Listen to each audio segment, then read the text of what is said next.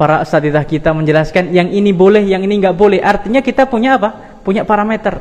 Yang ini nggak boleh, yang ini nggak boleh, yang ini boleh. Artinya ilmu itu yang akan menjaga kita. Maka berbahagialah saat orang sibuk mencari dunia, saat orang sibuk mencari harta, tapi kita semuanya mencari ilmu. Walaupun mungkin kita hidup ya biasa-biasa saja, tapi subhanallah, saya jamin ini adalah kebahagiaan.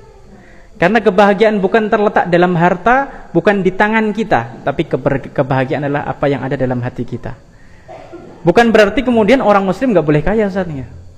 Bukan berarti kemudian orang muslim nggak punya duit, bukan.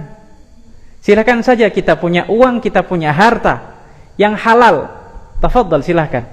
Tapi silahkan kuasailah harta itu, tapi jangan pernah dikuasai oleh harta. Silahkan miliki harta itu, miliki dunia itu, tapi jangan pernah kita dimiliki oleh harta tersebut. Sebab kalau kita menjadi budak dunia, hancur hidup kita. Kita lupa dengan surat Az-Zariyat ayat 56.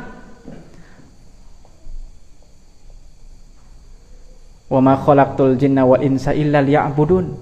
Kata Allah Subhanahu wa taala, tidaklah aku ciptakan jin dan manusia kecuali untuk beribadah kepadaku. Jadi tujuan kita adalah untuk beribadah kepada Allah Subhanahu wa taala. Jadi ini sedikit muqaddimah, Ustaz. Kemudian materi yang ingin kita bahas, materinya cuma 2 kata, Ustaz. Tapi ternyata berat itu. Allah. Istiqomah jannah ini. Ini menggambarkan proses dan hasil, Ustaz. Istiqomah dan jannah itu kita berbicara tentang proses dan hasil. Istiqomah itu adalah proses kita, sedangkan jannah itu adalah hasil, natijah dari proses yang selama ini kita alami dan hadapi. Tadi ayat yang dibaca dalam surat Fussilat ayat 30 itu ayat yang memukul kita semuanya. Plus juga ayat ini memberikan motivasi kepada kita. Coba bisa dibaca lagi nanti dan bisa dibaca artinya pun ayatnya. Kita membaca innalladzina qalu rabbunallah tsumastaqamu. Allah Subhanahu wa taala menegaskan innalladzina qalu, sesungguhnya orang-orang yang mengatakan rabbunallah, Tuhan kami adalah, Rabb kami adalah Allah. Jadi dengan bangga kita mengatakan bahwasanya kami adalah hamba dari Allah Subhanahu wa taala. Enggak boleh umat Islam ini merasa minder. Kamu menyembah siapa? Dan seterusnya. Kita harus bangga kami menyembah Allah Subhanahu wa taala. Ishhadu bi anna muslimun. Ishhadu bi anna mu'minun. Saksikanlah bahwasanya kami ini orang yang Islam. Saksikanlah bahwasanya kami adalah orang yang beriman kepada Allah Subhanahu wa taala. Kebanggaan terbesar adalah ketika kita termasuk di antara orang-orang yang diizinkan Allah untuk menjadi orang yang beriman kepada Allah Subhanahu wa taala. Demi Allah Bapak Ibu jamaah rahimakumullah, apapun musibah terberat yang dialami oleh kita sebagai orang yang beriman, itu adalah terbaik dari Allah Subhanahu wa taala. Sebab orang yang beriman itu dia hanya punya sabar dan syukur saja. Jadi kamus yang ketiga enggak ada, Ustaz ya. Enggak ada galau itu kan. Jadi kita sebagai orang yang beriman hanya punya 2 saja, sabar ketika mendapatkan musibah dan kita bersyukur kita akan mendapatkan nikmat dari Allah Subhanahu wa taala. La ilaha illallah. Kaum muslimin rahimani wa rahimakumullah. Innalladzina qalu, sesungguhnya orang-orang yang mengatakan Rabbunallah, Rabb kami adalah Allah Subhanahu wa taala, itu adalah konsekuensi dan komitmen kita untuk beriman kepada Allah Subhanahu wa taala. Tapi tidak hanya sebatas manis di bibir, kan? Tidak hanya sebatas kita mengatakan aku beriman kepada Allah Subhanahu wa taala. Namun kemudian tsumastaqamu, ada yang harus kita bayar mahal, yaitu adalah istiqamah. Makanya jamaah rahimakumullah, Nabi Muhammad itu suatu saat pernah ditanya nih oleh salah satu sahabatnya yang bernama Sufyan bin Abdillah Ats-Tsaqafi. Ini orang Taif. Taif itu kalau dari Mekah kurang lebih naik mobil 2 jam. Yang nanti kita akan ceritakan bagaimana kisah Nabi di Taif itu. Nah, Sufyan bin Abdillah Ats-Tsaqafi datang dan mengatakan kepada Nabi, "Ya Rasulullah, tolong kasih tahu aku suatu ucapan, tolong kasih tahu aku ilmu yang Kalau saya mendapatkan jawaban itu, saya nggak akan pernah tanya kepada siapapun. Apa jawaban Nabi SAW? Nabi mengatakan, Qul amantu billah fastaqim. Dalam riwayat lain, Qul amantu billah thumma istaqim. Katakanlah, aku beriman kepada Allah dan istiqomahlah. Ini adalah wasiat Nabi Muhammad SAW kepada Sufyan bin Abdullah Ats-Tsaqafi, plus juga untuk kita semuanya, bahwa kalau kita ingin selamat dunia dan akhirat, maka kita harus punya iman dan istiqomah. Tapi ternyata jamaah rahimakumullah, yang namanya istiqomah itu berat atau berat? Berat, Ustaz, katanya, Ustaz. Ihris katanya. Katanya berat. Memang orang mengatakan itu sebagai sesuatu yang berat. Tapi bagi orang yang beriman kepada Allah Subhanahu wa taala, kita yakin kita ini bukan diminta untuk ngangkat gunung gitu kan. Kita ini bukan diminta untuk ngapain? Mindahin laut. Kita ini bukan diminta untuk bikin danau gitu kan. Kita juga bukan diminta untuk bikin pulau gitu kan. Tapi kita diminta untuk istiqomah. Enggak berat. Tapi dengan syarat dan ketentuan yang berlaku. Tsumastaqamu, kemudian mereka itu istiqomah. Memang ini adalah proses perjalanan panjang dalam kehidupan kita menjadi orang yang istiqomah. Istiqomah dalam kajian, istiqomah dalam beribadah, istiqomah dalam berzikir, istiqomah dalam belajar dan seterusnya. Ini membutuhkan istiqomah. Maka ketika kita beriman kepada Allah Subhanahu wa taala, yuk kita bawa keimanan kita ini sampai akhir hayat. Ada sebagian kaum muslimin yang kemudian ini merupakan, ya semoga ini bukan menjadi salah satu dosa-dosa kita ini. Ketika Allah Subhanahu wa taala titipkan iman kepadanya, tapi kemudian kita tidak rawat, sehingga datang orang yang memberikan iming-iming duniawi, orang tersebut kemudian murtad. Ini tugas kita, Ustaz. Ini tugas kita, bahwasanya kita pun juga harus menjadi orang yang istiqomah dalam menjaga dan merawat keimanan kita kepada Allah Subhanahu wa taala. Ini perjalanan panjang.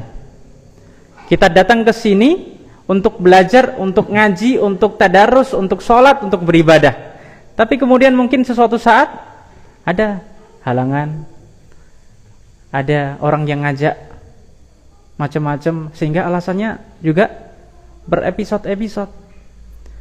Maka kalau kita punya komitmen, jadikanlah ilmu ini sebagai bekal kita untuk menjadi orang yang istiqomah. Dengan belajar itu kita akan istiqomah.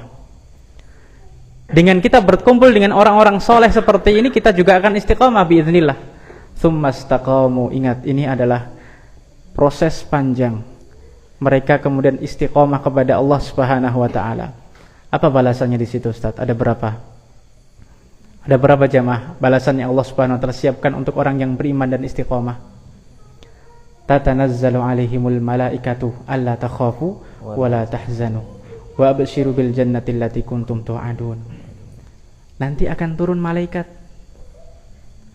Malaikat ini akan memberikan kabar gembira kepada kita. Malaikat ini akan ngasih kepada kita kegembiraan dan kebahagiaan. Alla takhafu, wahai orang yang iman dan orang yang istiqomah, janganlah kamu merasa takut dan janganlah kamu merasa sedih. Apa bedanya antara khauf dan hazan? Apa bedanya antara takut dan sedih ini? Subhanallah, kalau kita baca Al-Quran, kita pelajari per kata, itu sangat menampar kita semuanya. Ternyata selama ini kita hanya sebatas membaca saja. Khauf, jamaah rahimakumullah, itu adalah perasaan takut terhadap masa depan. Sedangkan sedih itu biasanya terhadap sesuatu yang sudah terjadi di masa lalu. Orang yang beriman dan istiqomah, Allah akan jaga masa depannya. Gak takut dengan apa yang akan dihadapinya di masa depan, karena Allah sudah jamin kehidupannya. Allah tidak mungkin biarin kaum muslimin dan orang yang beriman kepadanya itu hidup sengsara. Memang ada orang yang hidup, ya mungkin dapat ujian, tapi itu tidak akan pernah selama-lamanya. Itu jadi khauf adalah perasaan apa Allah Subhanahu wa taala berikan ketenangan bagi kita. Orang yang beriman dan istiqomah, dia tidak merasa takut. Masa depan udah tanggung Allah Subhanahu wa taala. Ngapain kita takutkan? Ngapain kita ragu terhadap sesuatu yang sudah pasti? Wa ma min dabatin illa fil ardi illa 'ala Allahi rizquha. Jadi semua yang melata, semua yang hidup di muka bumi ini sudah ditanggung oleh Allah Subhanahu wa taala. Ini sudah kita serahkan kepada Allah Subhanahu wa taala. Orang yang beriman dan istiqomah, dia yakin bahwasanya masa depan itu sudah ditanggung Allah Subhanahu wa taala. Tugas kita adalah berusaha dan berupaya. Itu khauf. Ya Allah, besok saya kalau sudah, misalnya dia mau nikah, besok kalau saya sudah nikah mau sama siapa?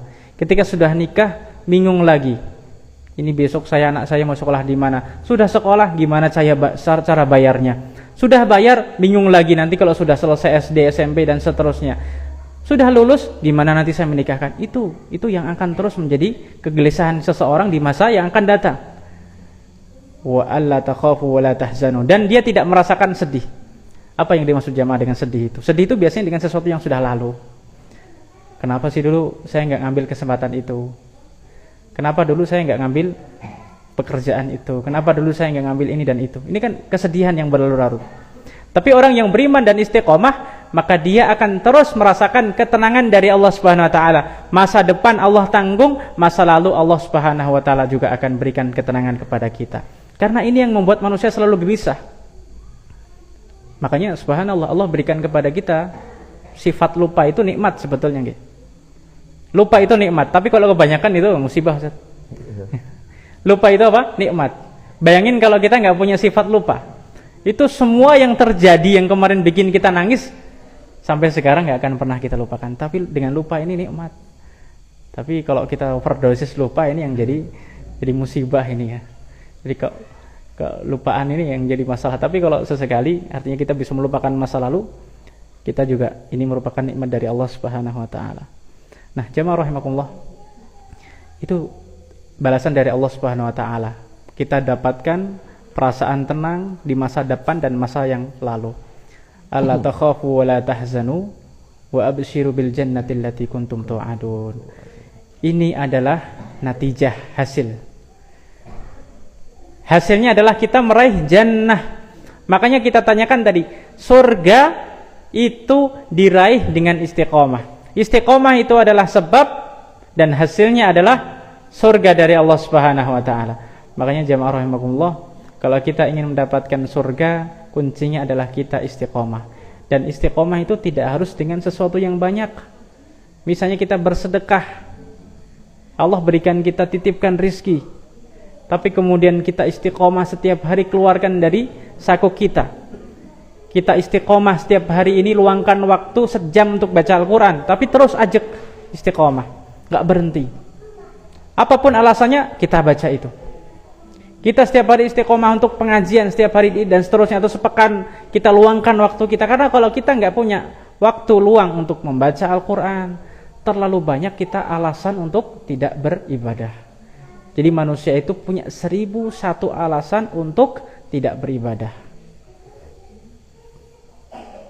Gimana kita mau mendapatkan surga dari Allah Subhanahu wa taala kalau ternyata kita pun tidak mau untuk berproses seperti itu? Makanya jamaah rahimakumullah yang semoga Allah selalu sayangi dan cintai, ketika Allah Subhanahu wa taala berikan surga kepada kita, wa abshiru bil jannati allati kuntum tu'adun. Surga itu Allah ciptakan dan Allah siapkan bagi hamba-hambanya yang salih. Saleh itu apa? Saleh itu adalah orang yang dia itu melaksanakan kewajibannya kepada Allah dan melaksanakan kewajibannya kepada sesama makhluk. Jadi orang saleh itu bukan berarti orang yang dia itu Masya Allah di masjid 24 jam. Mungkin kalau waktu dia itu 30 jam sehari, dia 30 jam sehari di masjid. Bukan itu. Tapi saleh itu adalah ketika dia juga baik bagi orang lain. Karena jamaah rahimakumullah, ada orang yang datang kepada Rasulullah sallallahu alaihi wasallam.